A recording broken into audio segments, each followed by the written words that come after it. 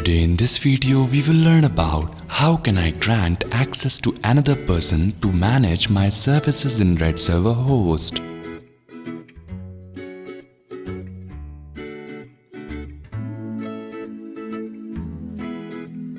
For that, go to Redserverhost client area and enter your login credentials.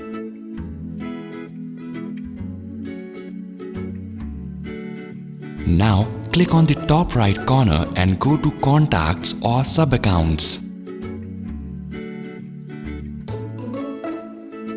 Now enter the details of that another person whom you would like to give the access.